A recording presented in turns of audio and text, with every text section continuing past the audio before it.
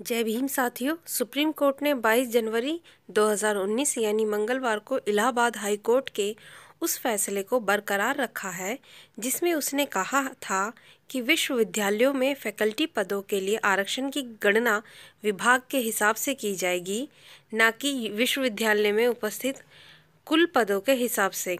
केंद्रीय विश्वविद्यालयों में शिक्षकों की नियुक्ति में आरक्षण अब विभाग के आधार पर दिया जाएगा, न कि विश्वविद्यालयों की कुल सीटों के आधार पर। सुप्रीम कोर्ट ने मंगलवार को इलाहाबाद हाई कोर्ट के उस निर्णय को सही ठहराया जहां उसने कहा था कि आरक्षण के लिए विश्वविद्यालय नहीं बल्कि विभाग को इकाई माना जाएगा। इस फैसले को केंद्र सरकार द्वारा सुप्रीम कोर्ट में चुनौती दी गई थी, जहां मंगलवार को जस्टिस यूयू ललित और जस्टिस इंदिरा बनर्जी ने इसे खारिज कर दिया। आपको बता दें कि साल 2006 से विश्वविद्यालयों में आरक्षण का रोस्टर लागू किया गया है, जिसके अनुसार विश्वविद्यालयों को इकाई मानकर SC, ST और OBC के लिए आरक्षण लागू किया जाता है। इसके अनुसार होने वाली नियुक्तियों में 15% आरक्षण SC को और 7.5% आरक्षण ST को और 27% आरक्षण OBC के लिए तय है। इस नियम को इलाहाबाद हाई कोर्ट में चुनौती दी गई थी, जहां अदालत ने कहा कि नियुक्तियां विभागवार आरक्षण के आधार पर होनी चाहिए। केंद्र सरकार ने इसे सुप्रीम कोर्ट में चुनौती दी। मार्च 2017 में UGC द्वारा इस आदेश को अनुपालन करते हुए सभी विश्वविद्यालयों को इसी आधार पर शिक्षकों की नियुक्ति करने के लिए कहा गया था। इसके बाद आरक्षित वर्ग को नौकरियां ना मिलने की बात सामने आई तो मामला संसद में उठा। इंडियन एक्सप्रेस के अनुसार इस बारे में केंद्र सरकार का तर्क था कि रिक्तियों की गणना विभाग के आधार पर किए जाने से आरक्षित वर्ग की सीटों की संख्या घट जाएगी, जो कि आरक्षण लागू करने के उद्देश्य के लिए ही उल्टा होगा। हालांकि UGC के आदेश का आने के बाद केंद्र ने इसे रद्द नहीं किया, बल्कि सुप्रीम कोर्ट का फैसला आने तक विश्वविद्यालयों में नियुक्तियां रोकने का आदेश दिया। इस बीच केंद्र द्वारा UGC के इस आदेश को पलटने के लिए एक विधेयक तैयार कर इसे मंजूरी के लिए मानव संसाधन और विकास मंत्रालय के पास भेजा गया था।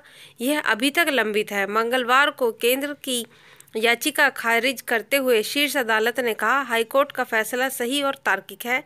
कोर्ट का कहना था कि कैसे एक विभाग के शिक्षक की तुलना दूसरे विभाग के शिक्षक से की जा सकती है। अलग अलग विभाग के प्रोफेसर की अदला बदली नहीं की जा सकती।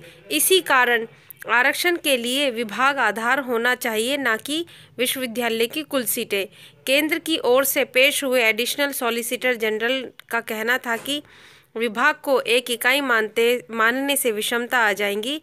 ऐसा करने से ऐसी स्थिति भी आ सकती है कि जहां किसी विश्वविद्यालय के कई विभाग में केवल एक ही रिक्ति हो। ऐसी स्थिति आरक्षण कानून के खिलाफ होगी। हालांकि अदालत ने इसे नहीं माना और यह दलील खारिज कर दी। इस बीच विशेषज्ञों का मानना है कि यह नियम लागू होने से उच्च शिक्षा में SC, ST, OBC शिक्षकों की संख्या में भारी गिरावट आएगी। उनके अनुसार अगर किसी विभाग के प्रोफेसर का एक ही पद है तो यह आरक्षण के दायरे में नहीं आएगा और इस पर अनारक्षित वर्ग से नियुक्ति की जाएगी। ऐसे में आरक्षित वर्ग से आने वाले शिक्षकों के लिए संभावनाएं और कम हो जाएंगी। साथियों, आपको यह आंकड़ा बताना भी ज़रूरी है कि सरकार UGC के आदेश के बाद जो अध्यादेश लाना चाहती थी, इसके बारे में अंतर्मय बैठक हुई। इसके बारे में मैं आपको बता चुकी हूँ। वहाँ इस बारे में एक रिपोर्ट भी बनी थी। रिपोर्ट हैरत अंगेज थी। रिपोर्ट के अनुसार UGC के आदेश के बाद 11 विश्वविद्यालयों में कुल 706 पद रिक्त थे। UGC के आदेश के बाद इन पदों की भर्ती के लिए अखबारों में विज्ञापन दिए गए।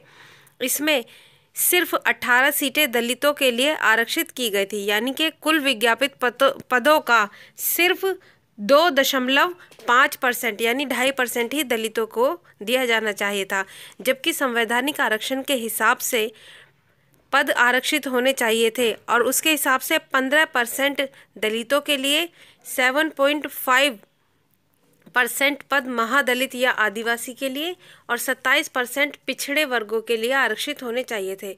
मगर उनके लिए कुल 57 पदों का ही विज्ञापन जारी किया गया था, यानी कुल हिस्से 8%।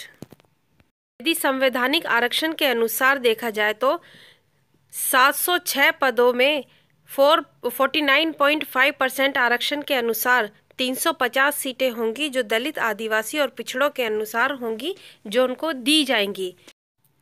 विश्वविद्यालयों में आरक्षण के ऊपर ये थी ग्रेट बुद्धा टीवी की एक खास रिपोर्ट। वीडियो पसंद आए तो लाइक कीजिए, शेयर कीजिए और सब्सक्राइब करने के बाद घंटी का बटन दबाना ना भूलें। जल्द ही किसी न किसी विशेषज्ञ से मुलाकात कराई जाएगी जो रोस्टर प्रणाली को आपको पूरी तरह से समझा पाएंगे।